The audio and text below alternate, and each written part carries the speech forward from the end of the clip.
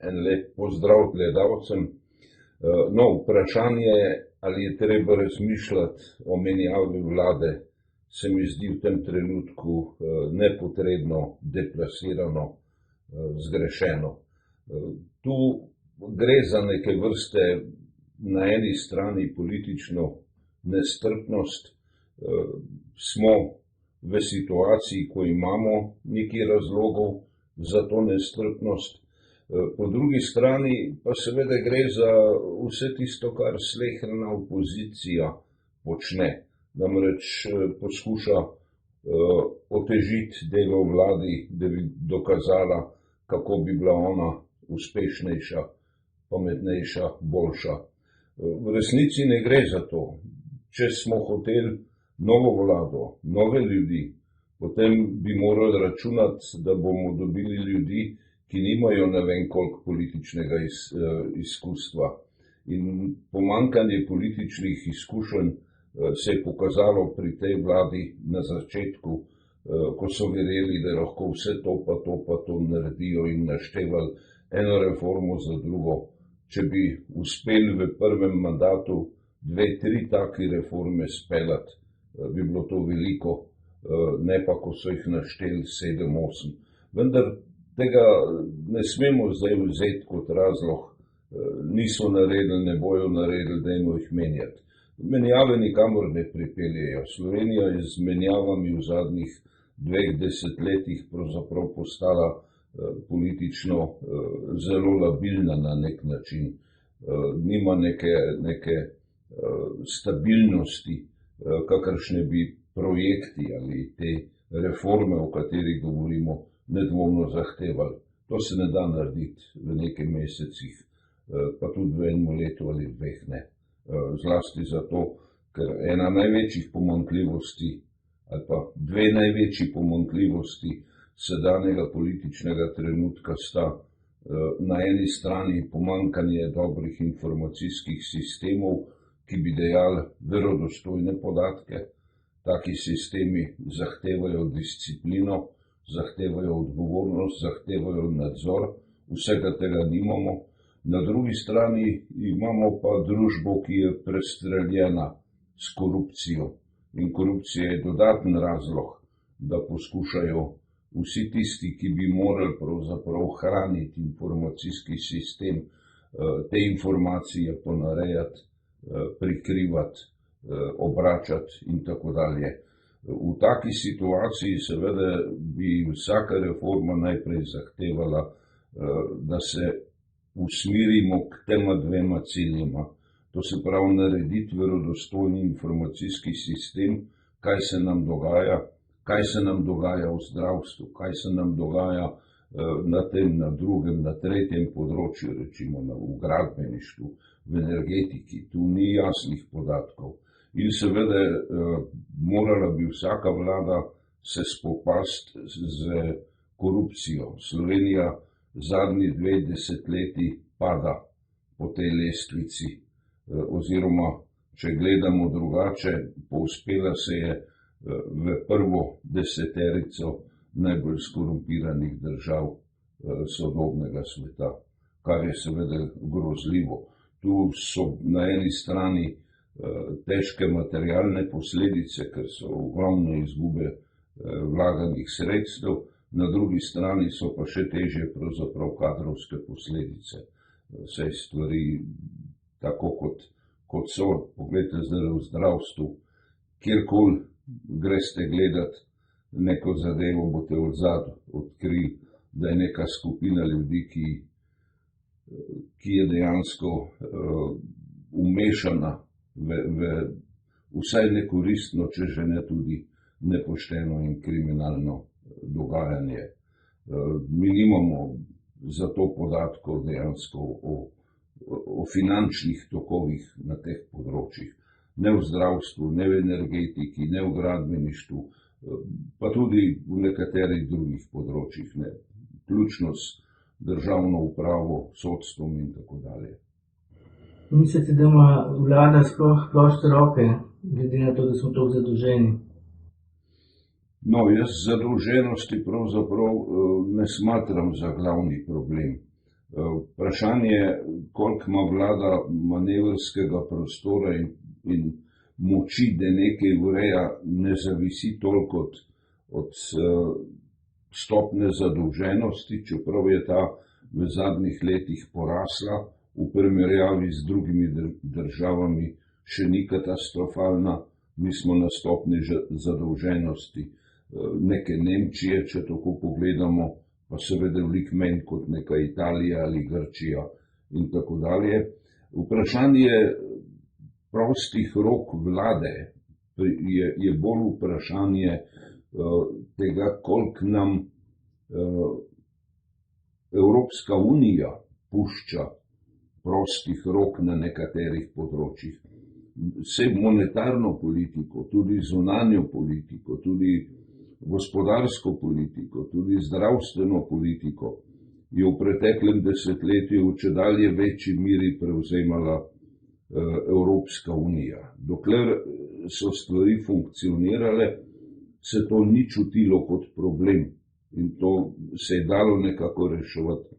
COVID je seveda to najprej porušil na zdravstvenem področju. Tu gre za neverjeten manever farmacevtike in vseh na njo vezanih interesov, ker polovico tega, kar je COVID povzročil, kot se nam predstavlja, je pravzaprav neka zgrešena ali pa namerno peljana farmacevtska politika in farmacevtika je tu potegnila milijarde in milijarde. Seveda, od kje? Potegnila jih je od ljudi. Hkrati je farmacevtika s temi svojimi, bi rekel, poudarki, kaj je, kaj ni COVID, peljala celo vrsto ekonomij v to, da so dejansko skoraj nehale funkcionirati. To je posledica zadolževanja vseh držav. Zadolževanje kot posledica teh ekonomskih omejitev. To je velik problem. Zdaj seveda še večji problem kot COVID je pa ta zgodba z Ukrajino, kjer je očitno, da pelje Amerika politiko, ki je močno prizadela Evropo. Občutek imam, da Združene države pravzaprav že zadnjih 20 let intenzivno delajo na zmanjševanju ali pa proti interesom Evrope. Že ameriška podpora Angliji, Veliki Britaniji, da izstopi, ta Brexit, ki je požel aplavze v Ameriki in obljube, kako bo Amerika pomagala Veliki Britaniji po izstopu, je kazala na to, da Amerika ni pretirano zadovoljna z evropskimi uspehi, ki pa so temeljili v dobršni meri na povezavi tehnološko razvite Evrope z energetsko bogato Rusijo. In ko se je začela ta zgodba, je to seveda vse te ameriške sankcije v večji meri skoraj prizadevajo Evropo kot Rusijo. In to ima seveda velike posledice. In zadolženost je eden od parametrov te situacije. Mi smo zdaj v zadnjih 5 letih utrpeli 20% zmanjšanje družbenega in zasebnega standarda, kar bo gotovo vplivalo na obnašanje in vpliva na nervozo, ki se zdaj v vseh teh družbah širi, od Francije, Nemčije, tudi mi nismo izjema. Francozi so zaostrili to na pokojninskih zadevah, Nemci to na plačah. Mi smo seveda bogato trošili v covidnih časih in zdaj seveda so strahotni pritiski na plačne sisteme in ti pritiski peljejo v zadolževanje. Jaz mislim, da zadolževanje samo po sebi je celo manjši problem, kot so ti plačni pritiski in za njimi skrito nezadovoljstvo. Slovenija se nahaja v nekem obdobju velikega političnega nezadovoljstva, ko ne ve natančno, kaj narediti. Opozicija hoče nekaj, jasno, hoče poglobiti krizo, ustvariti pogoje, ko se bo ponovno razpravljalo, kdo bo vladal. Vlada poskuša stvari peljati, pa slabo to pelje, medtem ko vsi ostali v glavnem pritiskajo preko sistema povečevanja plač na neko udobnejše življenje, ki ga pa ekonomska struktura pa politično dogajanje v Evropi ne omogočata.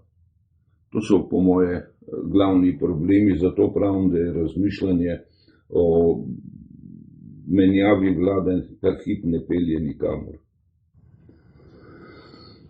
Zakaj pa mislite, da ima Hrvaška 4-krat cenejšo električno energijo kot mi? Gotovo ima Hrvaška mnogo bolj urejeno zdajle razvojno vizijo kot Slovenija. Razlogov je več. Verjetno ima po svoje več političnih izkušenj in močnejšo politično jedro, kot ga imamo mi. Menj je tega boja raztrganosti levo-desnega, kot imamo mi. Druga stvar pa, oni so štartali iz nižje ravni in so v tej fazi, da tako rečem, še zmeri vključevanja v Evropsko unijo, vključevanja v Schengen. To je ta velika platforma vključevanja v evropske prostore, ki še funkcionira. Mi smo to imeli na začetku tega stoletja in če bi primerjali zdajle Slovenijo in Hrvaško, je Hrvaška zdajle tam, kjer smo mi bili v prvem desetletju. Bojim se, da se tudi Hrvaški zna v naslednjem desetletju zgoditi razvodenitev teh razvojnih ciljev in dinamike. V tem trenutku pa zgleda in tudi je politično uspešnejša. Ampak kako to, da je lahko pri nas 4-krat dražja elektrika, pa isto elektrarno uporabljamo? No, večina cen v sodobni družbi ne temelji več na proizvodnih stroških. Cene so postale politična kategorija, ne ekonomska. Zlasti, ko govorimo o cenah, o tistih cenah, ki na nek način definirajo infrastrukturo. Ne toliko, rečimo, če bomo govorili o ceni krompirja. Pa tudi, naprimer, cena žita je zdaj absolutno odvisna. Ali bo Slovenija dovolila uvoz cenenega ukrajinskega žita in lahko pripeljemo sebe na to, da bo moka za 30% cenejša. Kaj bo to pomenilo za setev letošnjega leta in drugo leto, ker po tej ceni Slovenija ne more proizvesti žita, ne more imeti te cene moke na temelju lastne proizvodne. To se pravi, mi moramo definirati ceno žita, ceno moke, posledično kruha, ne na produkcijskih cenah, ne naših, ne ukrajinskih, kot sem rekel, razlika je 30%. V vsakem primeru bo cena politično določena. Mi se moramo vprašati, ali hočemo imeti kmetijstvo ali ne, in ga plačati. Isto je, če zdaj govorimo o elektriki ali gorivu, recimo bencin, plinsko olje in tako dalje, plini za gorilni plini vseh vrst. Tu ni več produkcijske cene. Tu je politična cena, ki jo država določi glede na nekatere druge stvari. Zdaj, če država določi visoko ceno, potem seveda ima to neke posledice. Lahko ima visoka cena tudi pozitivne posledice, ne samo negativnih. Vzemimo primer, visoka cena v gospodarstvu, visoka cena elektrike lahko v gospodarstvu usmerja razvoj v tiste panoge, ki so manj energetsko potratne, ki so pravzaprav bolj sofisticirane, ki so tehnološko bolj razvite, kjer je dodana vrednost večja. Seveda, če je ta cena prehiter dvignjena ali previsoko dvignjena, ona bo povzročila na drugi strani izginevanje nekih industrij. Naprimer, prav gotovo si mi ne bomo mogli dovoliti, ne vem, tovarne aluminija. Energetsko nevzdržno. Kje so še vzdržne železarne, pri kakšni ceni energije, to mora vlada na nek način ugotoviti in zagotoviti. Gotovo se ne moramo dovoliti propad vseh železarn zdaj z vsemi posledicami, ki bi jih to prineslo. Pa ne govorim samo o zaposlitvenih, govorim tudi o povečani odvisnosti in tako dalje. To se pravi, cenovna politika je vladna politika, ne tržna politika. In če se je odločila Hrvaška, da ima nižjo ceno elektrike, ima nek drugačen izračun. Mogoče ne prenese višje cene in bo nazadnje, če bo imela prenisko ceno, bo imela verjetno višje zadolževanje. Mi bomo verjetno državni proračun reševali tudi z umetno visoko ceno nekih energentov. Ravno ta hip lahko govoriva, da se cena goriv ne bo spustila ta teden, zato ker je država povečala stopnje trošarin. To je tipično politična poteza, politična ocena, da to zmoremo, da je to v redu. Država bo dobila, tisti, ki rabimo bencin, bomo plačali. Ocena je, da je to pozitivna odločitev. Pa mislite, da bo to rešitev, ko bo iz Ukrajine, sploh zdravo? Zato, ker tam Amerika kupuje na veliko zemljo in se ve, da bo sigurno tam tudi Monsanto in škropljenje z glifosatom. In jaz ne verjamem, da bo kdo preverjal pri nas kvaliteto.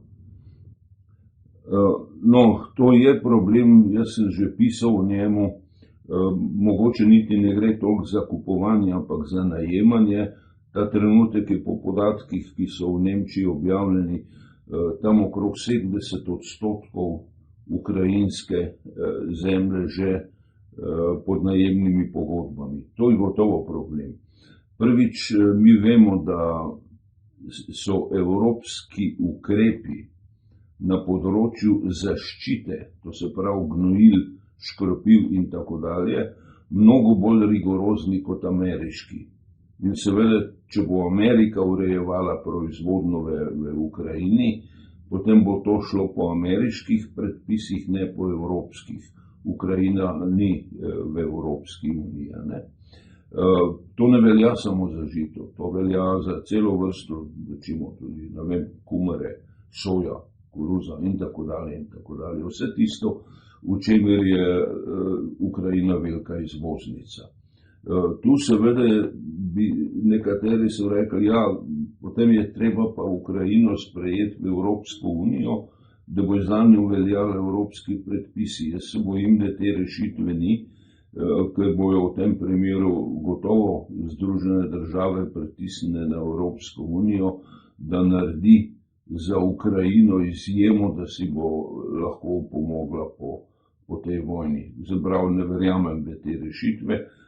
To bi pomenilo, po moje, še večji vdor Združenih držav in interesov Združenih držav v Evropsko unijo. Že zdaj ti interesi močno blokirajo sprejemanje odločitev v Evropski uniji. To je seveda en del problema, drugi del je pa cenovni. Če bo dejansko to žito na razpolago v Evropi po ukrajinskih proizvodnih cenah ali po ameriških proizvodnih cenah, potem seveda bo trpelo kmetijstvo v vseh evropskih državah, od Poljske, Madžarske do ne vem kjer, tudi Slovenije. Če bo na razpolago tega žita toliko, potem Slovenija ne more proizvajati po tej ceni svojih žit in bo morala enostavno, po moje, zapreti uvoz in dejansko ne iti na to ceno. Tu je spet vprašanje, hočemo imeti kmetijstvo ali ne. Če hočemo imeti lastno kmetijstvo, pa celo povečevati proizvodno in zmanjševati odvisnost Slovenije od uvoza hrane, potem je treba v to kmetijstvo vlagati in ga skozi vlaganje narediti bolj produktivnega, tudi melioracije, tudi združevanje parcel in tako dalje. Mi imamo eno najbolj razparceliziranih, ampak spet je to tip poselitve, tip družbe. Naše parcele so bistveno manjše in manjše parcele zahtevajo mnogo dražjo infrastrukturo. Slovenski kmet ima dejansko mnogo več traktorjev na hektar površine kot recimo nek nizozemski ali belgijski in tako dalje. To je po eni strani značilnost te polgorate poselitve, po drugi seveda razdrobljenosti in tako dalje, tudi razdrobljenosti parcel, ampak kljub temu mi se verjetno ne moremo odreči kmetijstvu. To pomeni, da ga ne moremo zdaj izpostaviti cenam nekih gromozanskih produkcij, kot jih je na primer sposobna Ukrajina, zlasti, če bodo v Ukrajini dovolili ali pripeljali Amerikanci uporabo gnojil, ki so v Evropi prepovedana, so pa učinkovita, za zdravje zelo, zelo vprašljiva in velja to tudi za škropiva, ampak očitno ameriških multinacionalk ne skrbi medicinska ali pa zdravstvena izkaznica njihovih evropskih produktov, da ne bojo to uvozili v Ameriko, ampak jih zanima profit. In jaz se bojim, da s svojimi interesi postajajo Združene države najvplivnejša država Evropske unije. Naj se to še tako paradoksalno sliši, in se bojim, da ta vdor ameriških interesov zna razkrojiti Evropsko unijo. Že zdaj je močno otežil sprejemanje kakršnih koli odločitev. Mi se moramo zavedati, da sistem sprejemanja odločitev v Evropski uniji je pravzaprav sistem skupnih enotnih odločitev na večjem delu vprašanj ali skoraj na vseh, in to soglasje je čedalje težje doseči in se dosega s čedalje večjim popuščanjem ekstremov. To pomeni, da je sam upravljavski sistem Evropske unije zdaj pod velikim pritiskom. Na celi vrsti vprašanj so razhajanja tako velika, da pravzaprav ni mogoče pričakovati v kratkem času, da se lahko Evropa poenoti. Vzemimo primer, odnos ravno do teh, recimo, ali pa če najprej rečemo odnos do Rusije, v tem vzhodnem delu Evropske unije je ta odnos obarvan z zgodovinskim sovraštvom, zelo jasnim. In zato ta želja po zaostrovanju, ki pa pravzaprav bolj kot gremo od ruske meje proti zahodni Evropi, manjša je ta želja. Vi v Franciji, Španiji, Portugalski, Nizozemski, tako grobih izjav nismo nikoli slišali. Francija celo javno in jasno opozarja, da je treba politiko drugače zastaviti, vendar je doslej ta politika trpela zaradi tega naglašenega sovraštva, rečemo teh Poljske, Češke, Slovaške proti Rusiji. Zdaj se situacija pa obrača, zdaj pa nenadoma prihaja do tega, da je morala Poljska prepovedati uvoz ukrajinskih žit, pa celo transport. Isto ste naredile Madžarska pa Slovaška in na tem bojo tudi druge države, tudi Romunija, Bolgarija, Grčija, Slovenija si ne morejo dovoliti, da bo na njihovih trgih ukrajinsko žito po ukrajinskih cenah. To njihovo kmetijstvo, naše kmetijstvo, to uniči v roku parih let. No, ampak jaz mislim, da ne bo uničilo samo kmetijstvo, ampak na dolgi rok celo populacijo, ker bo pač zastrupljeno z glifosatom. Sej, a ni glavni lastnik Monsanta ravno Bill Gates, ki je evgenik, in to po mojem načrtno zastruplja, ne samo zaradi večjega prirastka, to je po mojem izgovor. Načrtno zakaj? Se vam da zdi, da je tako, kot pravi Blaž Kavčič, da je vse, kar se dogaja, orkestrirano od agende. Da je to vse v agendi, uničevanje prebivalstva na dolgi rok, to, da so bolani, da imajo nezdravo hrano, da bojo uničili naše malo kmetijstvo, ki ima zdravo hrano in se bo pa strupeno žito iz Ukrajine uvažalo. Meni se zdi, da gre vse po agendi. To je gotovo eno od možnih tolmačenj. Jaz osebno mislim, da še ni zadost dokazov za to. Ker na dolgi rok ta agenda temelji na prepričanju, da je zemlja prenaseljena, da teh 8 milijard, ko nas je zdaj, je preveč, kaj šele 10 milijard, ki jih bo čez dobro desetletje ali malo več. In gotovo je cela vrsta ljudi na svetu, ki bojo poskušali iskati rešitev tudi na to vprašanje, bolj ali manj. Tu se ponujajo samo grde rešitve.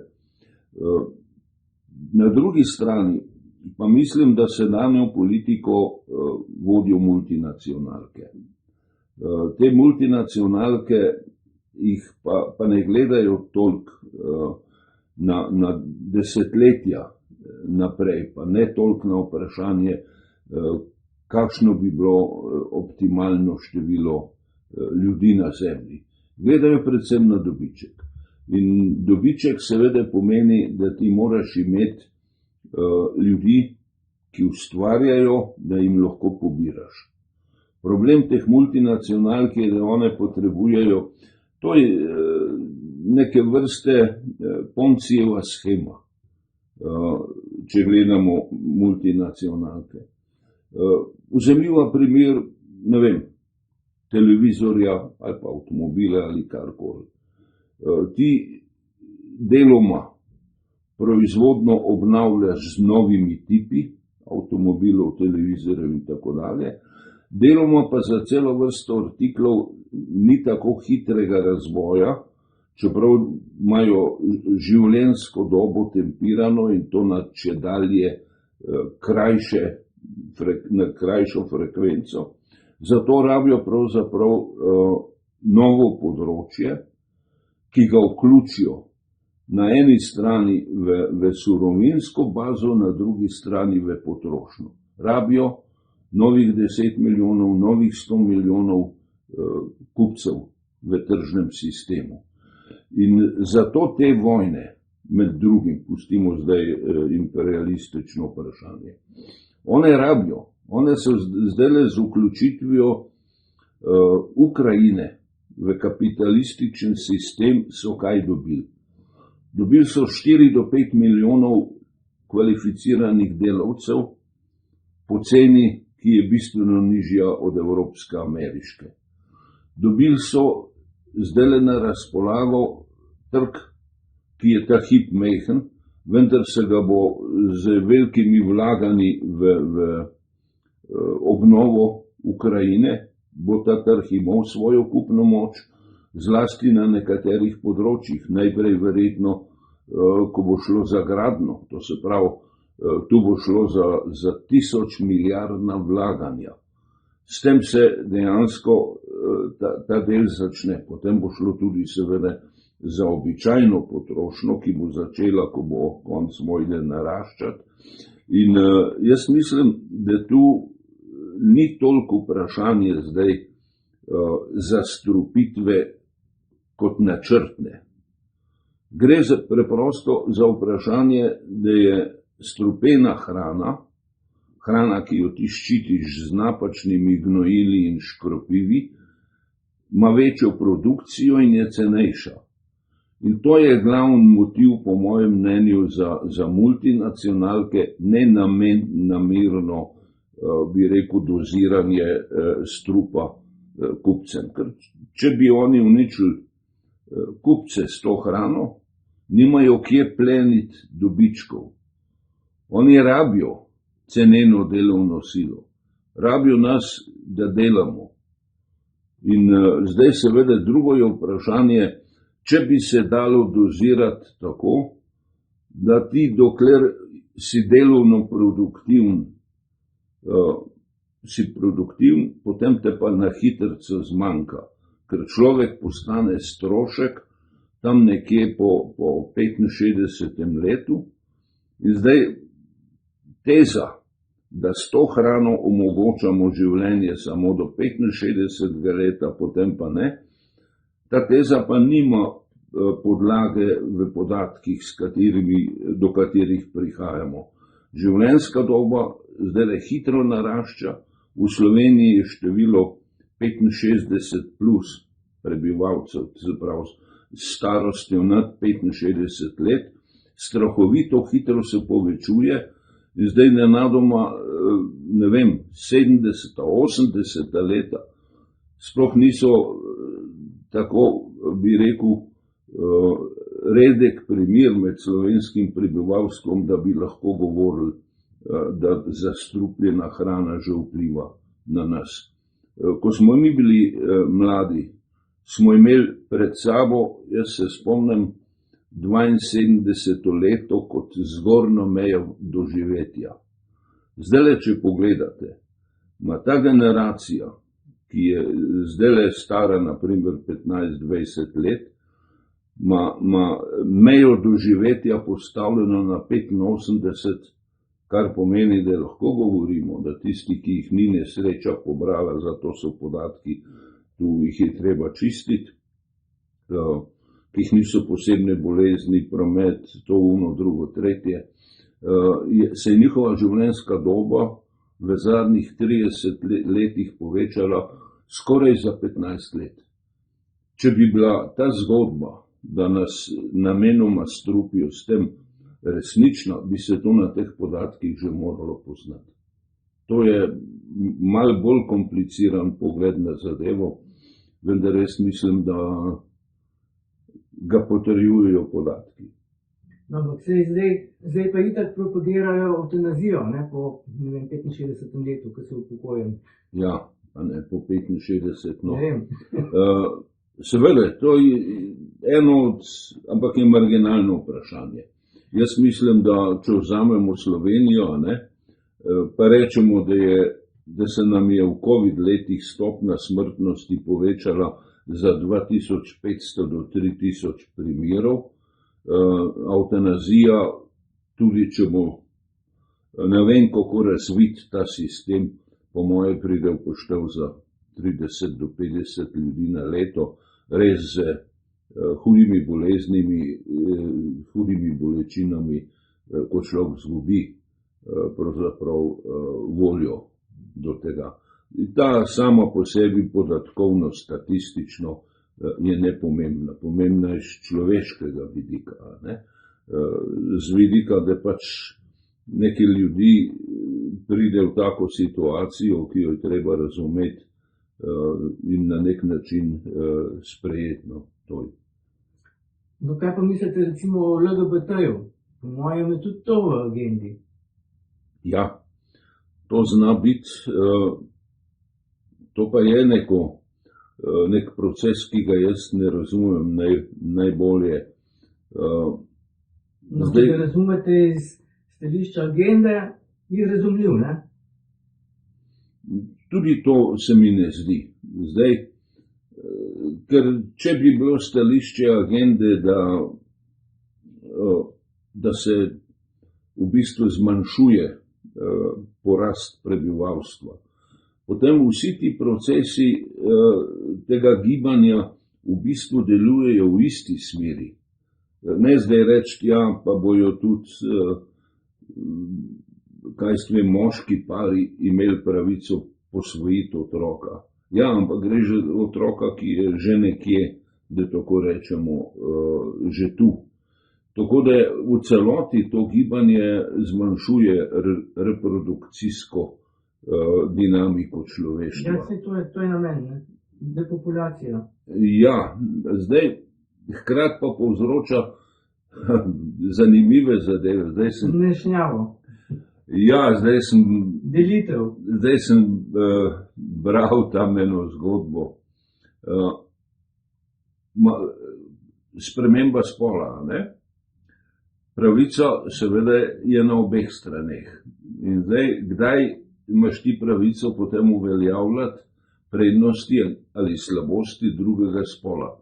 In ker Amerika sprejema zakonodajo, da ko moški pravzaprav ugotovi, da je v resnici ženska ujeta v moško telo in da zahteva spremembo spola, je zakonodaja šla tu zelo liberalno v tej smeri. Ja, seveda ni ovir pravice ženske. In kaj se je zgodilo?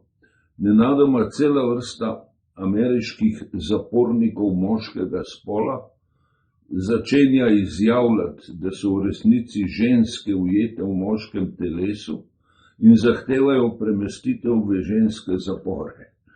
Mislim, to je famozna zgodba, ko se človek lahko samo nasmeje tej stvari, kaže pa na to, da gre tu za nek proces, kjer cela vrsta posledic ni domišljenih in res ustvarja to nek kaos. Kaos zato, ker bo zahteval, kaj jaz vem, od rečemo toalet, a bomo imeli, zdaj smo imeli za moške in za ženske, a bomo imeli zdaj moške, ženske in ostale, a bomo imeli še kaj drugega, potem gre identifikacija. Obstoji neka teorija, da vseh možnih kombinacij je toliko, da dobivamo pravzaprav več 10 različnih spolov z vsemi posledicami. Ne? Pa bo vprašanje doziranja zdravil, pa tega pa onga. Skratka, to je nek proces, ki ni samo površinski, tam, kjer se lahko strinjamo, da gre za pravico, za svobodo. Tam je verjetno na prvi pogled rešljivo. Ko pa greš v ozadje in v globino, bo pa to zahtevalo seveda veliko novih rešitev in opredelitev, veliko toleranc, za katere ne vem, če smo že. A bojo ženske kar tako sprejele, da se v njihovih WC-jih, toaletah pojavljajo, ne vem, dame z brado in brki. No, verjetno do tega prihaja tudi zaradi tega, ker je v vodi so že našli estrogene, ne? Verjetno. Tu je problem mnogo večji, kot se ga zavedamo. Mi vodo testiramo na določene substance in če teh substanc v vodi ni, pravimo, da je voda čista, uporabna in tako dalje. Število teh substanc, ki jih testiramo, z razvojem gotovo narašča. Ampak še zmeraj je večji del tega na problematiki okuženosti vode s fekalijami, to znamo identificirati, pa tudi s težkimi kovinami. Te dve stvari nekako sta stopna, ki smo jo zdaj dosegli pri merljivosti, čistosti in uporabnosti voda. Medtem ko skoraj nikjer pa ni urejenega sistemskega trajnega nadzora za prisotnost nekaterih drugih substanc v vodi, za katere vemo. Naprimer, zdajle so začeli občasno, ne vem, gledati, koliko se v vodi pojavljajo ostanki ali prisotnost nekih mamil. Pred 14 dnevi, 3 tedni so bila slovenska mesta, je bila poraba mamil definirana na porabi nečistosti vod v teh mestih. In so lahko ugotavljali, katero mesto prednjači po uporabi konoplje, katero po uporabi opija ali nekega drugega mamila in tako dalje. Kar pomeni, ostanki vseh teh mamil so v vodi, vendar nimamo sistemskega spremljanja njihove količine. Še hujš primer je, da imamo mi dve veliki farmacevtski firmi in nimamo urejenega nadzora prisotnosti nekaterih elementov iz farmakologije v teh vodah. Čeprav vemo za primere, jaz sem bral za primer neke tovarne, ki je proizvajala tablete proti zanositvi v Mehiki in so bile odplake tako slabo urejene, da je cela tista dolina, ki jo je poseljevalo skoraj 1 milijon ljudi, praktično postala neplodna. Ker so konzumirali vodo, v kateri je bilo toliko vseh teh ostankov te produkcije. To je gotovo skrajen primer. Da pa so neki ostanki, o tem ni dvoma, ampak tu jaz mislim, je treba predvsem, gotovo ni rešitev, da zdaj zapremo tovarne, čeprav v skrajnem primeru na nekaterih področjih se to dela, zapirajo se tovarne zaradi izpušnih zadev v zrak ali v vodo in jaz mislim, da mi bi morali to narediti. Bolj kot same tovarne je za mene zaskrbljujoč sežig farmacevtskih izdelkov. To, kar se na primer dogaja v Anhovem, pa ne samo v Anhovem. Anhovo so kupili Avstrijci in Italijani posebej z namenom, da tam imajo zdaj sežig farmacevtskih ostankov in tu ni sistemskega nadzora. Ravno tako pa mislim, da je premehen sistemski nadzor pri farmacevtskih tovarnah, ampak to je, rečemo, vprašanje politične volje, razvitosti in tako dalje. Bolj kot kanal CO. Kaj mislite o tem kanalu, drekovodu? Kaj pa vem? Bolj kot ta kanal mene skrbi to, kar sem rekel, sežig farmacevtskih ostankov in to celo tujih v Sloveniji, kar se dogaja. Zdaj, ta kanal, jaz mislim, da je sam po sebi bil v osnovi nepotreben. Zakaj se na licu mesta ne naredi vodočistilna naprava? Ne, ta kanal ni namenjen čiščenju Ljubljane. Ne, Medvod. Ja, jaz mislim, da sam po sebi, po moje, ni bil potreben. Drugič, če je že potreben, mislim, da je napačna trasa. To, da so se odločili za kanal, je po moje povezano z gradbenimi firmami in evropskim denarjem. odločitev gotovo vsebuje te dva elementa. Denar je bil, gradbene firme so rabile delo in so pač zdaj, da bi obstajale druge trase po levem bregu, ne po desnem. Jaz ne vem, ne bi se v to razpravo spuščal, nimam dosti podatkov, nisem strokovnjak za te zadeve.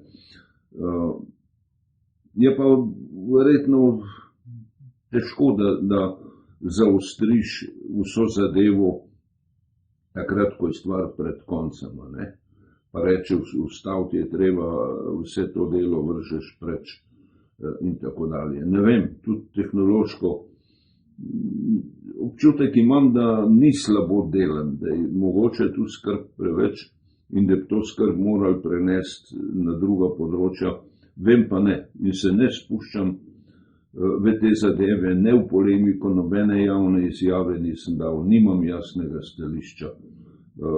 Tu ni fair, da dajem sodbe, ko nisem nikoli zbiral podatkov o tem. No, ampak čim bi bil kakšen večji potres, bi bila to katastrofa. Ja, ampak bi bila to ta mala katastrofa. Večji potres bi seveda sesul tok in tok Ljubljane, kar bi bila veliko večja katastrofa. Tako da boste rekli, bolj bilo ta denar vložiti v potresno zaščito stavb. Verjetno. Je pa vprašanje, Medvode same po sebi niso tako veliko naselje, da bi to naselje, ta stopna grupacije ljudi zahtevala tak dolg odvodni kanal. Zato zakaj tam ne naredijo čistine? To je nekaj vprašljivega, ja. Ne vem, ne bom dal sodbe glede tega. Kaj pa mislite, a sploh verjamete v chemtraile? V chemtraile? To, kar spuščajo avioni, te črte in baje še bari, aluminij. Ne. Ne? Ne. To, da je letalski promet sam po sebi v določeni meri škodljiv, to se mi zdi jasno. Ves promet je škodljiv. Ljudje smo škodljivi, ljudje smo plesen zemlje, ki si jemljamo preveč prostora, pravic in dominacije z lastnim načinom življenja. Tako da seveda je letalski promet čedalje bolj ogrožujoč s svojimi odpadnimi zadevami. Vendar pa ne mislim, da je bolj kot je recimo avtomobilski nazemni ali pa vesoljski, kjer smo zdaj uspeli približno podvojiti število odpadkov na vsakih 10 let in bo počasi začelo postajati vesoljsko potovanje enako nevarno kot je potovanje po cestah, če se število vozil podvoji vsakih 10 let, cesta pa ne spreminja. S tem, da mi tu lahko delamo dodatne ceste, medtem ko tam gor pa dodatnega neba gotovo ne bo mogoče ustvariti. No, ampak midva sva že toliko stara, pa še ne toliko dementna, da se ne bi spomnila, kakšno je bilo nebo včasih. Te sledovi za reaktivci so, kot se jaz spomnim, dosti hitro izginili.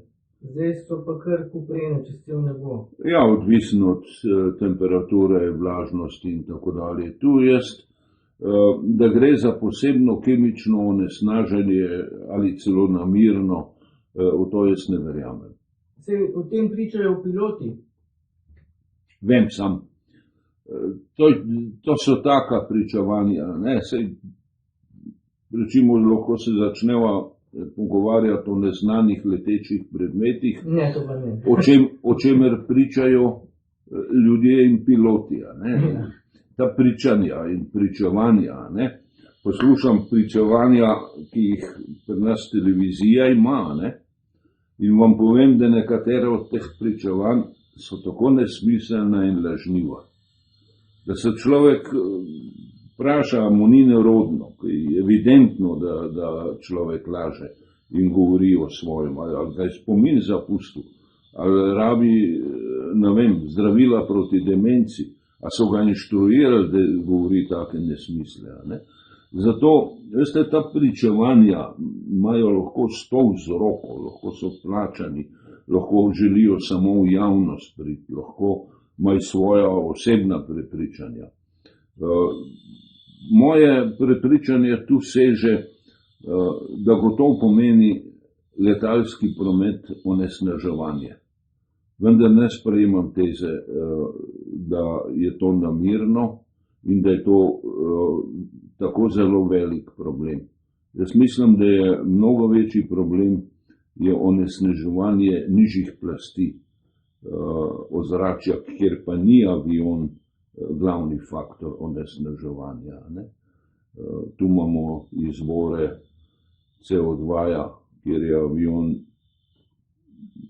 bi rekel, zelo v majhni meri udeležen. Kaj pomislite o tem, ko nekateri politiki izjavljajo, da smo v vojni? A imajo to pravico sploh?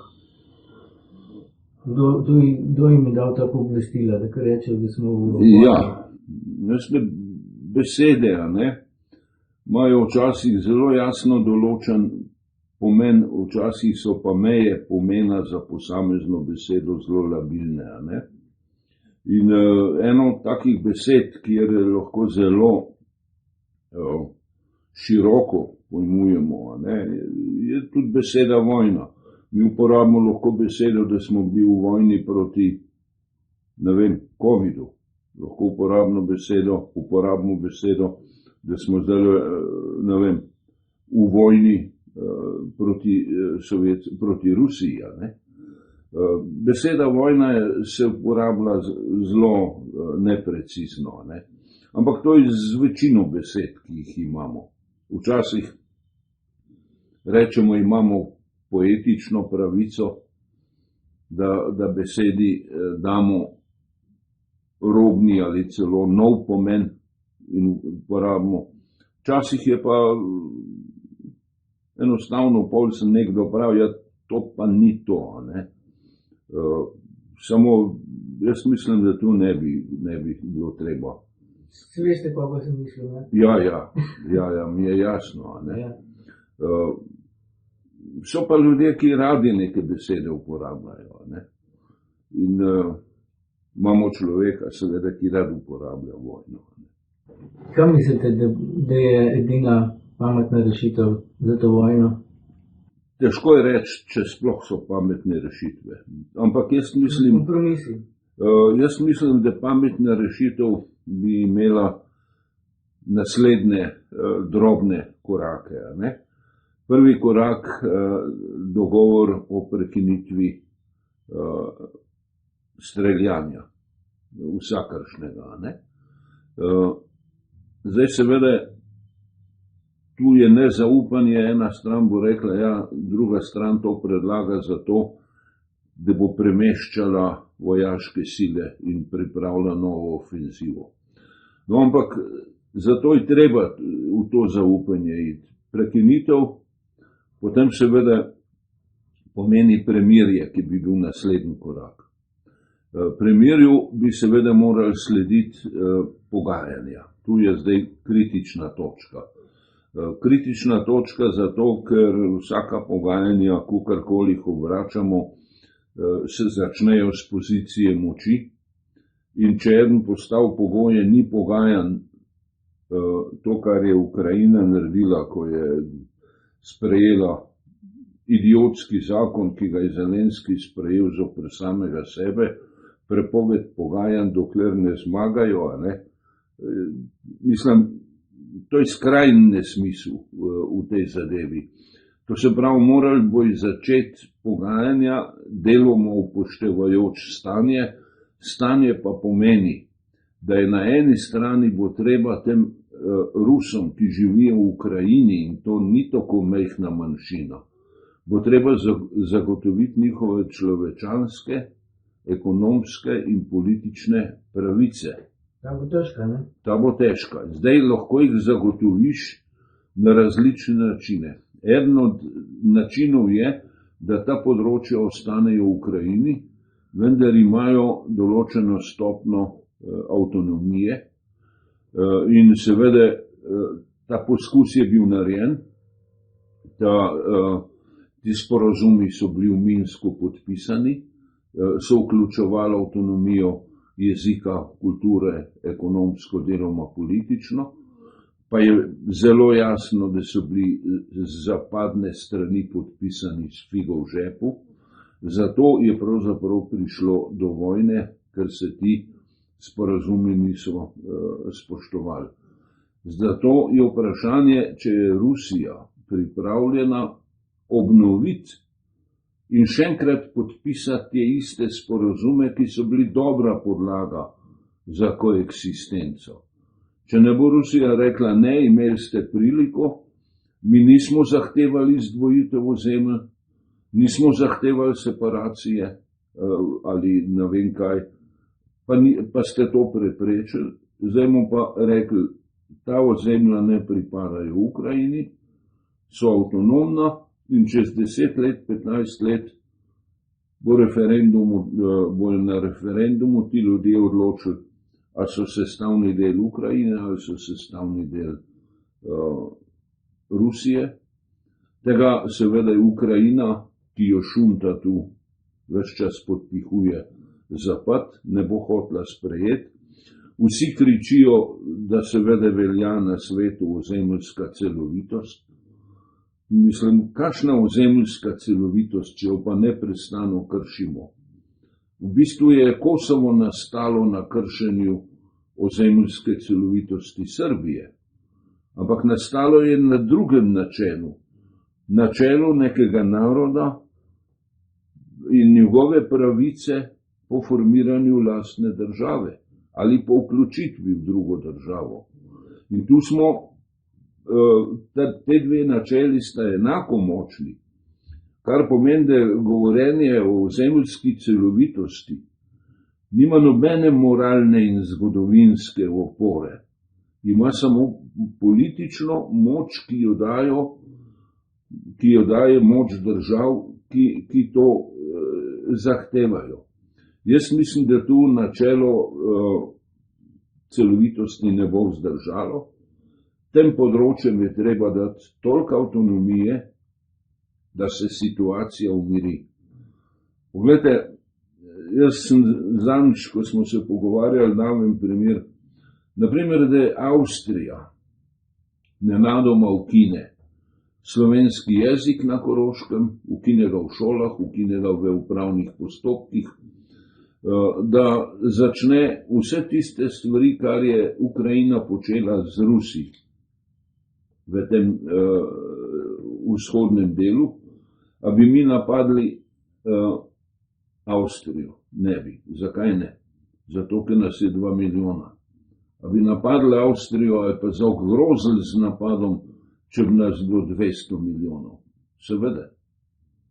To se pravi, mi bi zaščitili svojo manjšino tudi z agresijo, če bi bilo potrebno. In kaj je naredil Putin? Samo to.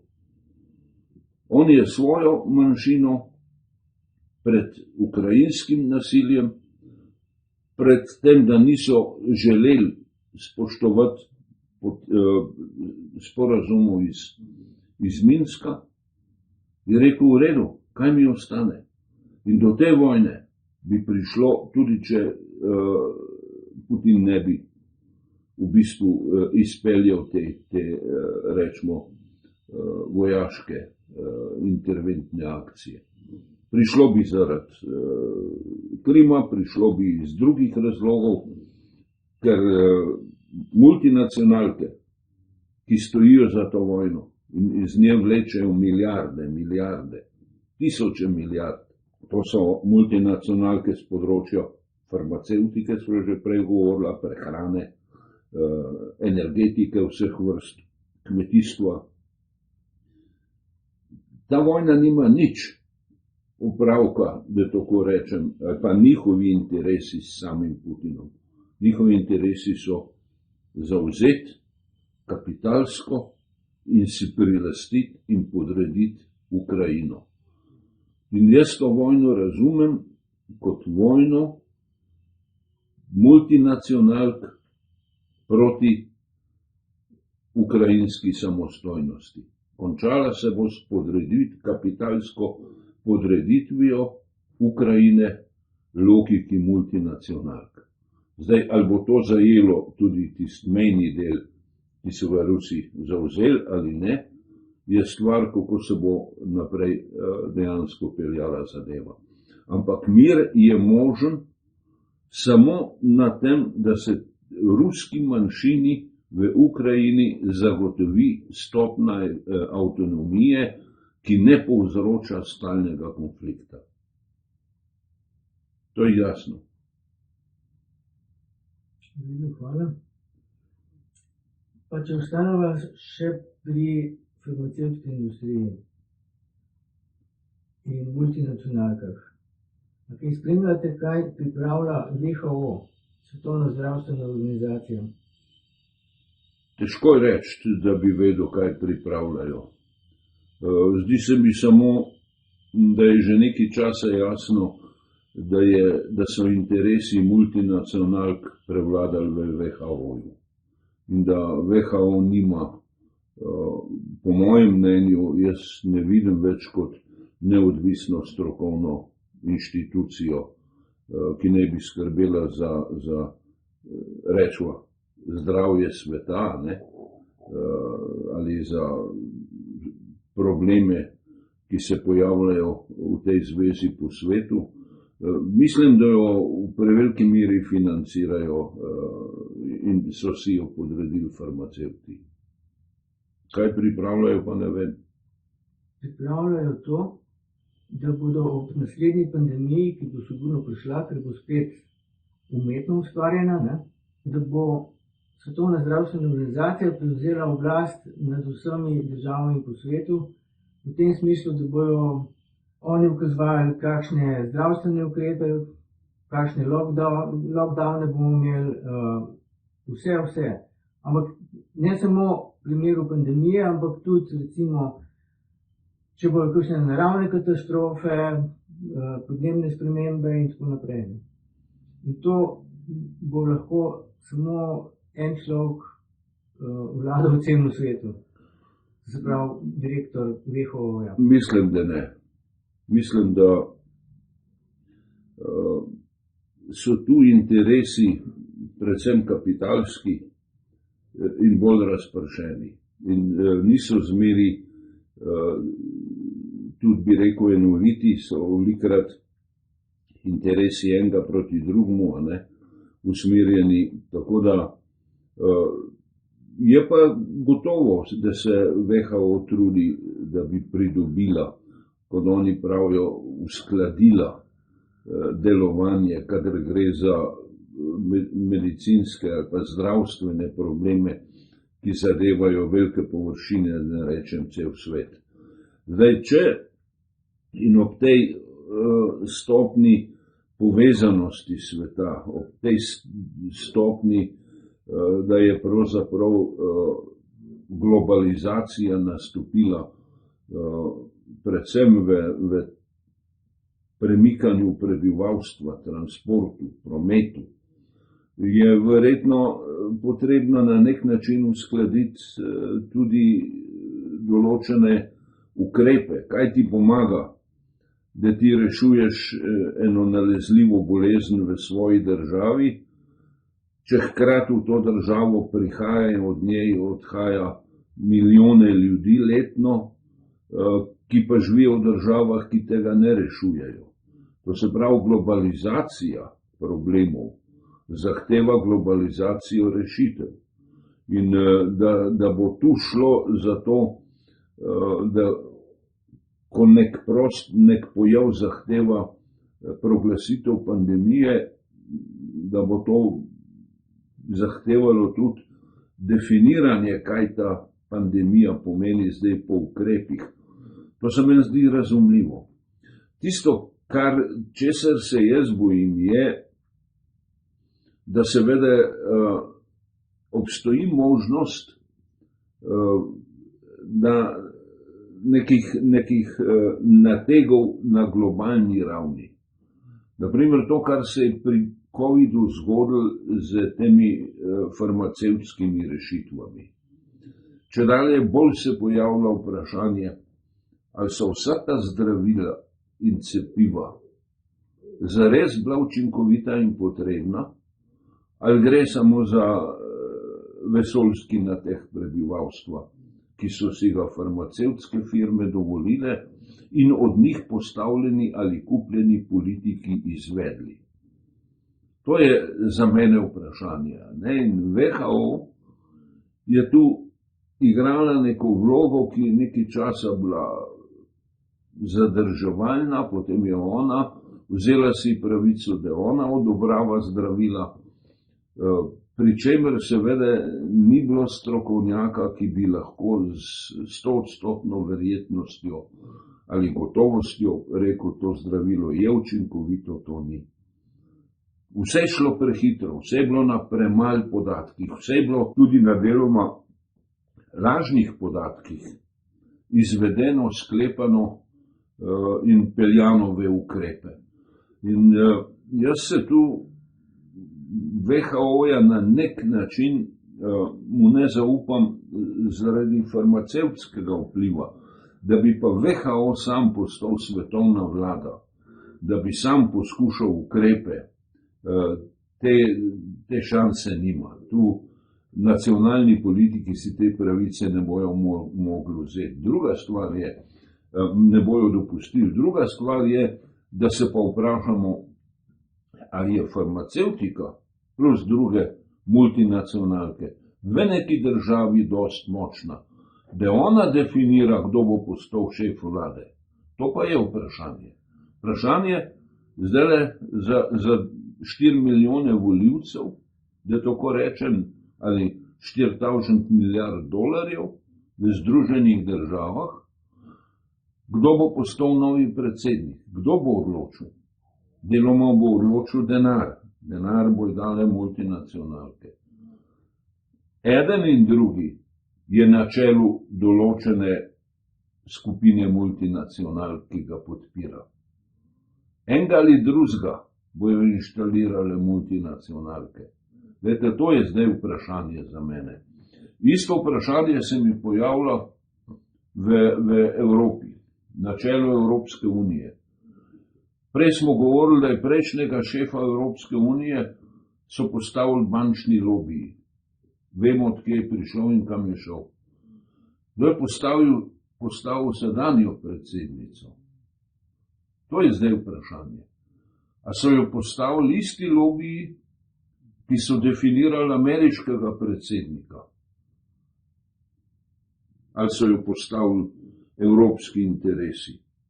Če gledamo njene ukrepe, če gledamo, da so Nemci mirno požrli, da jim je Amerika v stilu pravzaprav neke teroristične države zminirala naftovod Severni tok 2, pa da niso nič ukrepali, da Nemčija nima pravice sama preiskati, da Evropa ni izdala nobene izjave, da se je predsednica Evropske skupnosti, za katero bi ta naftovod pomenil nekaj odstotkov družbenega standarda.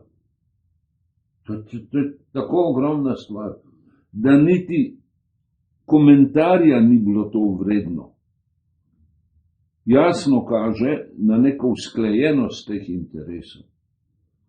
No in tu so za mene vprašanja. WHO ni. Jaz mislim, da je poenostavljeno misli, da WHO postaja mati napak ali pa mati vse groženj človeštvu. Ne. Kapitalske logike, tu se pa stvari obrnejo, ne?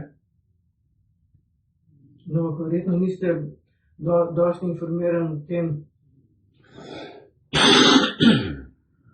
da bo Slovenijo zastopala Evropska unija v teh dogovorih za WHO. Ja. pa ne samo Slovenijo, tudi Italijo, Nemčijo, Francijo. Zato sem pa postavil vprašanje, prej že, kako doseči sploh dogovore v Evropski uniji, ker dogovori s soglasjem so čedalje težje dosegljivi. Alternativa so dogovori z preglasovanjem, posebej nevarno za male države. Ampak očitno bo Evropska unija začela razmišljati, da nekatere dogovore bo sprejela samo še s preglasovanjem, ker ne bo drugače prišla do njih. In seveda bo potem Evropska unija tista, ki bo podpisovala, da tako rečem, ali sprejemala ali komunicirala z WHO-jem. To je po mojem povsem normalno. S tem, da seveda je normalno, če mi rečemo, da WHO opravlja svojo strokovno funkcijo. Če pa je WHO podrejen neki drugi logiki, neki drugi moči, oblasti, potem seveda je ravno tako nevarno, da je tej isti moči in oblasti podrejena tudi Evropska unija. Tu so te nevarnosti, a ne? Ampak jaz mislim, da je težko dokazati vse, kaj je v ozadju, kaj se dogaja na WHO-ju. Zato je ta frontalni napad na WHO zdaj bolj posledica napak, ki jih je WHO storil v covidni zgodbi, kot pa nekega resničnega strahu. WHO je pač tako, Amerikanci so mu odtegnili denar in so mu vrnili so se v članstvo pod določenimi pogoji. In tu jaz mislim, da ti pogoji so dejansko bili vnos ameriških interesov v politiko WHO-ja. No, gospod Tomaž Mastnak ima podobno mnenje, da Sloveniji ni toliko nevaren sam WHO kot naša vlada, ki je podkupljena in dela proti koristim državljanom.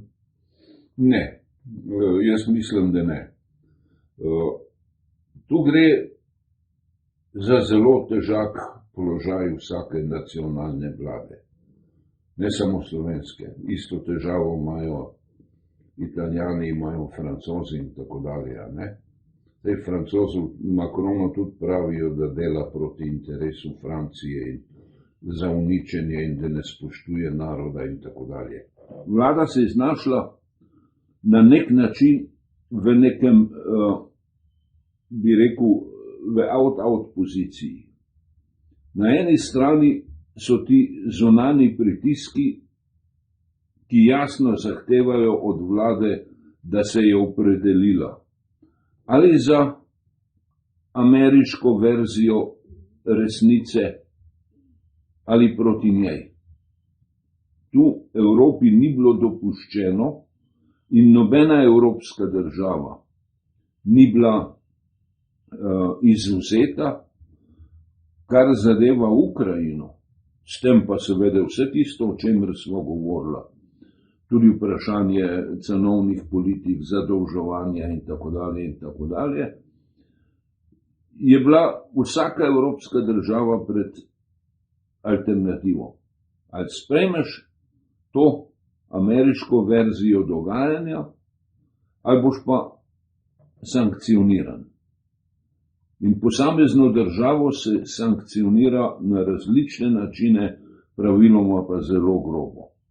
In pred to situacijo se je znašla tudi slovenska vlada. Zdaj se vprašajmo, kako in zakaj je odreagirala. V bistvu nobena država ni odreagirala proti. Samo pametnejše države so predvsem utihnile. Ne ne čivkajo in ne tvitajo na ves glas v podporo tej ameriški resnici. Tu, ne vem, iz Nizozemske, iz Španije, iz Portugalske, jaz nisem slišal nobenih velikih hvalospevov tej zgodbi, ameriški zgodbi v Ukrajini. Slovenija je to delala. Prvič, en modelu desnice, to se pravi celotni Janšovi strukturi, ta zgodba tako ali tako ustreza po svoji opredeljenosti. Se vemo, koga je podpiral, pa zakaj ga je podpiral, pa koga podpira. En modelu klerikalno nastrojenih ljudi ravno tako to ustreza, ker je usmerjeno proti Rusom, to se pravi proti Sovjetski zvezi, to se pravi proti bogokletnikom in jim to ustreza. To sta že dva elementa. No in tu se je pojavilo to, da pa je šla po mojem slovenska politika predaleč v tej podpori, preglasna je bila. Preveč se je ven metala, preveč je poudarjala svojo ponižnost, preveč je želela biti prepražnik, v katerega si umazani gospodari vojne brišejo vojaške škorne. Kaj nam je bilo treba?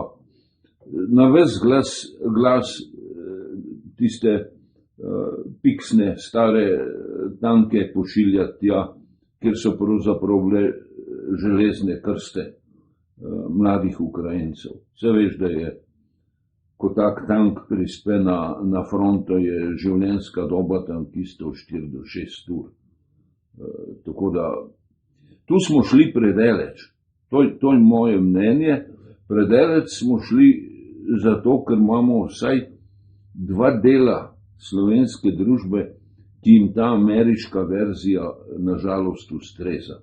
Mi bi morali ostati mnogo bolj nevtralni, zavedati bi se morali, da se bo tudi ta vojna končala s sporazumom in da bomo tudi takrat mi morali na nek način trgovati na obe strani, se vključevati v gospodarstvo na obe strani, da ko bodo Francozi že šli in sklenili na tisoče pogodb z Kitajsko, hkrati so pa te pogodbe samo finta za pogodbe z Rusijo, ker gre samo za dodatni ovinek, da stvari tečejo. Mi mislimo, da je treba vse mostove podreti, vse plotove podreti. Tu gremo predaleč. To pa je znak, da imamo neprofesionalno politiko in spet smo na začetku, ko sem jaz rekel, gre za politično neizkušenost. In v politiki izkušenost pomeni, da nisi v prvi vrsti tistih, ki lajajo. Ni nam bilo treba, pa smo šli predaleč. Tudi zdajle, jaz recimo osebno smatram, da ta poskus, da pridemo za začasnega člana varnostnega sveta, da je neumnost, to so nam podtaknili. Če uspemo, bomo naprej vemo, kako bomo morali glasovati. Če ne uspemo, bo to dodatno ponižanje in razbijanje, rečemo, neuvrščenih držav. V vsakem primeru fiasko, v vsakem primeru negativen poen za nas, če uspemo ali ne. Tu jaz čutim te osebne ambicije nekaterih politikov, pa ne bi rekel podkupljenost v materialnem smislu, mogoče v političnem, mogoče v tem, da jim je nekdo risal njihovo pomembnost. Se vemo, koliko stvari je bilo doseženih, kaj je bilo tem ljudem obljubljeno, kakšna perspektiva mednarodna je bila obljubljena in rečva nekaterim zunanjim ministrom, kot je Rupel ali pa kot je recimo neke bodočnosti, kaj pa vem, Pahorju in tako dalje. Ne? To se da ljudi zavest, jaz ne bi uporabil izraza podkupljen. No in veliko naših političnih potez so naredili ljudje, ki so bili zavedeni v nerealen pogled na dogajanje. Mislim, da je to pravzaprav tisti ključen element. Tu je verjetno točka, kjer mi dva lahko končava, ne?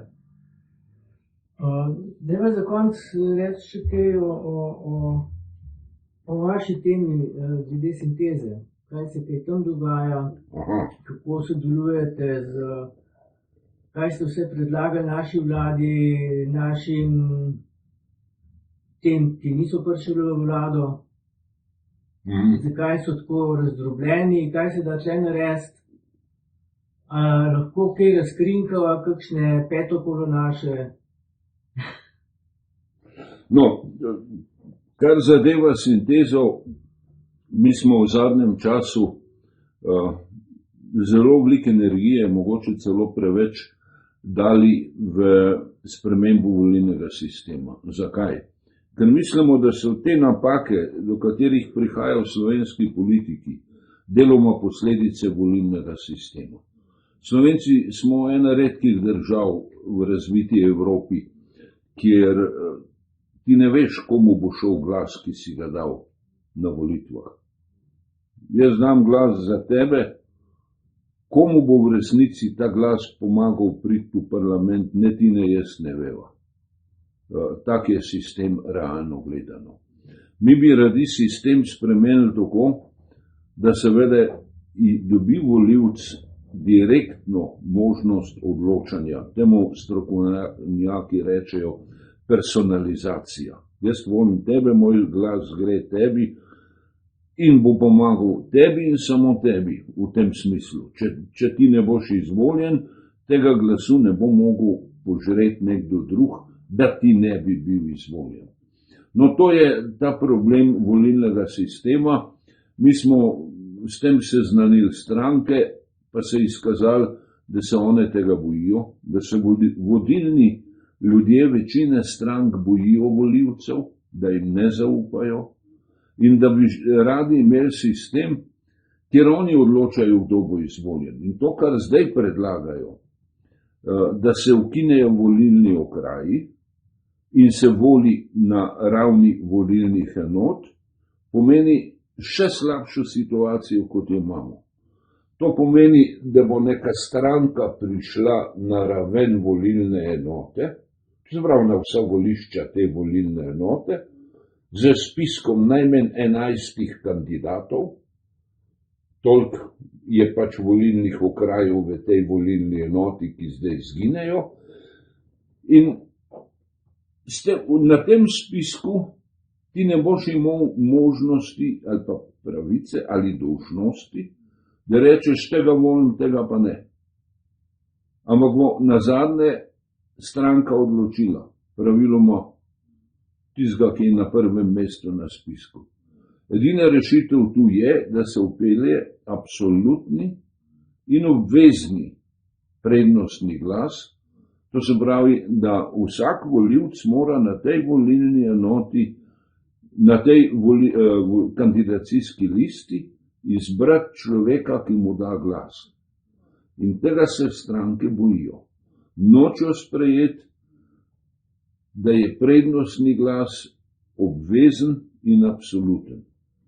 No, to je en del. Zdaj drugo področje, kjer smo se mi veliko ukvarjali, pa o tem danes ne bi govorila, ker imamo zelene stvari odprte, je spremljanje poteka drugega železniškega tira, to se pravi relacija ali projekt 2TDK, kot rečemo, ki je v polnem teku in ima svoje probleme, pa se ne da na kratko povedati. Lik zdaj pošiljamo neka vprašanja ministrstvu iz sinteze, da nam pojasni nekaj čudnih stvari.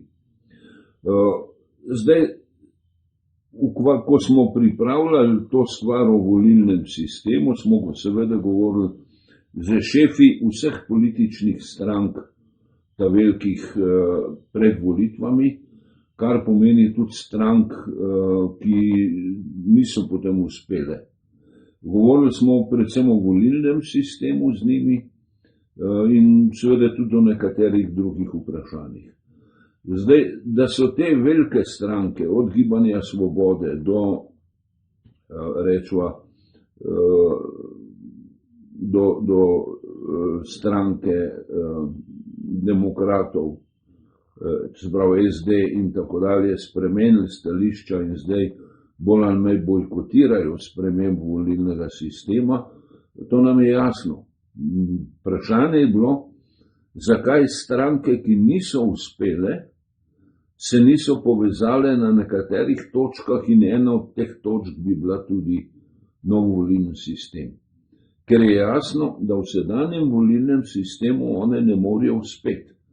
Mi pa v novem volilnem sistemu predlagamo ne samo personalizacijo, ampak predlagamo tudi, da se polovica poslancev voli direktno v volilnih okrajih.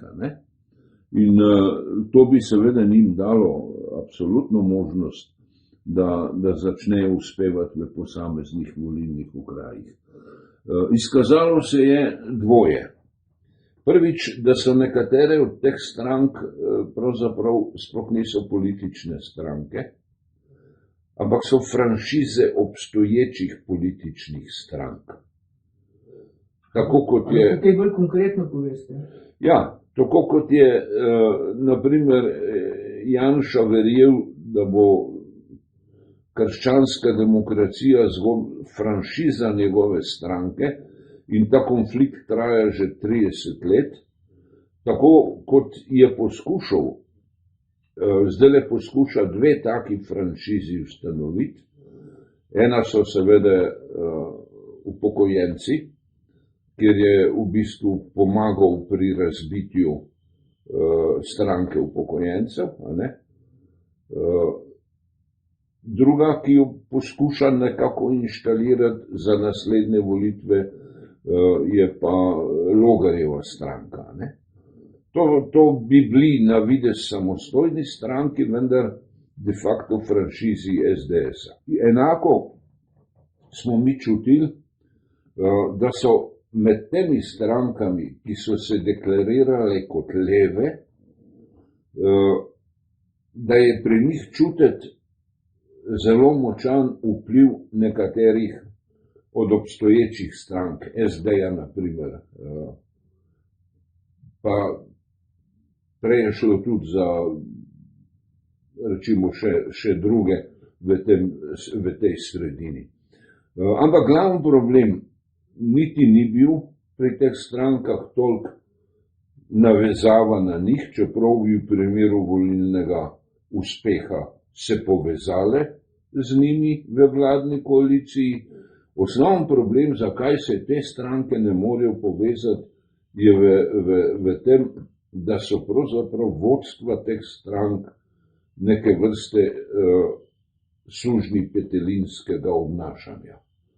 Nedozoreli politično v smislu povezovanja in iskanja najvišjega možnega skupnega imenovalca, in zato pristanejo na najnižjem skupnem imenovalcu, to je pa zmeri ena, in ena za eno pomeni, da se ti ne povezuješ, ampak rečeš ne, jaz bom uspel sam, lahko se pa vi povežete ali priključite meni. In kadar tako definiraš zadevo, se nobenemu ne priključi in noben z nobenom ne poveže, in tudi noben nima te moči, da bi to naredil. In oni so poželi, če tako gledamo, razmeroma veliko glasov, to je 10 do 15% glasov, poberajo te stranke leve sredine, ki so glasovi v prazno v sedanjem sistemu. In spet mi pravimo, če bi imeli personificiran sistem, da ti voliš človeka, ne stranko, pa da imaš neposredne volitve polovice poslancev, bi te stranke imele vsaj po enega, dva poslanca v parlamentu, v skupini, ki se ji reče poslanska skupina neodvisnih poslancev. Zdaj, ali bi tam se znali pogovarjati, ali bi dozoreli, jaz mislim, da bi relativno hitro razumeli, kako se te stvari potem tam urejujejo, tako pa nič, tako so pa to glasovi v prazno, ki ne peljejo nikamor. Tu tudi mi ne samo, da ne moramo nič narediti, mi tudi ne želimo. Mi smo recimo predvsem razočarani nad delovanjem glasu ljudstva. Ta je evidentno v nekaterih točkah zavezan nekim političnim strankam. Vi morate računati, tudi tu so ljudje, ta glas ljudstva peljejo ljudje, ki prihajajo iz tako imenovanih nevladnih organizacij, ki jih financira vlada, in en del tujina. In njihovi financeri vplivajo na njihova stališča zelo direktno. Gospod Tomaž Mastnak itak pravi, da sprememba političnega sistema ne naredi nič dobrega za ljudstvo. So levi in desni isti. Je treba sistem spremeniti, ne? Ja, mi mislimo, da je treba seveda sistem počasi spreminjati, ne vsakih 5 let ga na glavo postaviti, da morajo seveda tudi ljudje tu dozoreti, in dozoreti pomeni neko toleranco na tistih stališčih, ki so fakultativna, hkrati pa biti sposoben se povezovati na tistih stališčih, ki so ultimativna. Zdaj, nek razvoj si družba mora zagotavljati, drugače neha funkcionirati. Ta razvoj seveda pomeni, mi smo zdaj v okviru Evropske unije in znotraj tega je treba oblikovati razvojne projekte.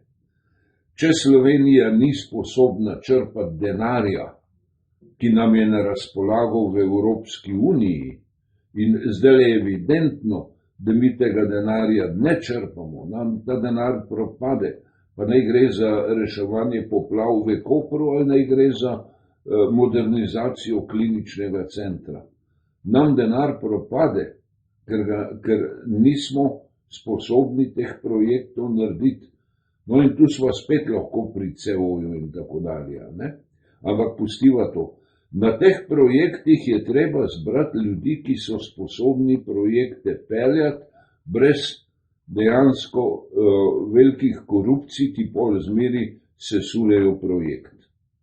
In če želiš projekt peljati brez velikih korupcij, pomeni, da moraš od vsega začetka na vsak projekt inštalirati nadzorni organ, ki je direktno odvisen od javnosti, in tu smo spet pri volilnem sistemu. Če bojo dejansko v parlamentu ne samo pripadniki teh par starih strank, ampak en del javnosti, da bo ta javnost vstopila tudi v nadzorne organe, potem seveda bo mnogo težje prikrivati, kadar gre za nepoštene politične poteze ali za korupcijo. Medtem ko zdaj seveda je korupcija ena glavnih značilnosti slovenske politike. In v tem smislu, vzemimo en primer. Če zdaj ti potrebuješ zdravnika,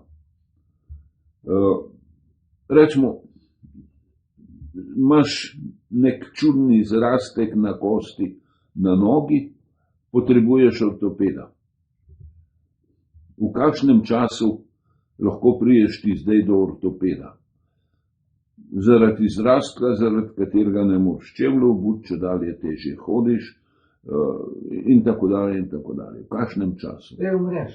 No, rečemo 2-3 leta je realno. Zdaj pa vzemva primer, da nek bivši minister za zdravstvo, pa da tih ne naštejem, se jih je 11 se zvrstil v dobrih 10 letih, da se to njemu zgodi. A misliš, da je on 2315 v čakalni vrsti? Ne. On pokliče svojega zdravnika, zdravnik pokliče specialista, čez 3 dni je na pregledu pri specialistu in če to zahteva operacijo, je v roku 14 dni operiran. To je pač tako. En del politične elite ima v okviru javnega zdravstva svoje privatno zdravstvo. In ker seveda je tu nastala ta medsebojna zveza, ta politika ne intervenira takrat, ko zasluti, da v zdravstvu nekaj ne teče, kot bi morali. Ker se boji, da bo zgubila te povezave. In zato je politika, tudi kadar ni direktno materialno skorumpirana, je skorumpirana z nekaterimi privilegiji in z nekaterimi direktnimi uslugami, ki so jim na razpolago ta hip tu in zdaj. In na ta način seveda ona dopušča, da se to isto zdravstvo obnaša na način, na katerega se ne bi smelo, celo korumpira. To je, recimo, problem slovenske politike. In zdaj, kako boš to naredil? Ti moraš zagotoviti, da v to politiko vstopi če dalje več ljudi, ki rečejo, ne, to ni prav, ne glede na to. Vse je prav, da imam jaz, da lahko pokličem zdravnika. Ampak to še zmeraj ne pomeni, da ima zdravnik pravico, da on reče, jaz bom pa tole uvozila, bo pa podjetje, ki je v lasti moje žene. Ne. Ampak pri nas politika, ko za to ve, ne odreagira. Zato jaz rečem, da je korumpirana. To ne pomeni direktno podkupljena, ampak korumpirana pa je. In korupcijo moraš razbiti. In da bi razbil, moraš razbiti ta jedra. Ti moraš pripeljati javnost v ta prostor, v odločitve. Če se prav to temo o korupciji, drugem tiru in volilnem sistemu pustiva za naslednji dogovor. Ja, o volilnem sistemu ja. Zato, ker bi morala začeti z njim, pa iti v podrobnosti.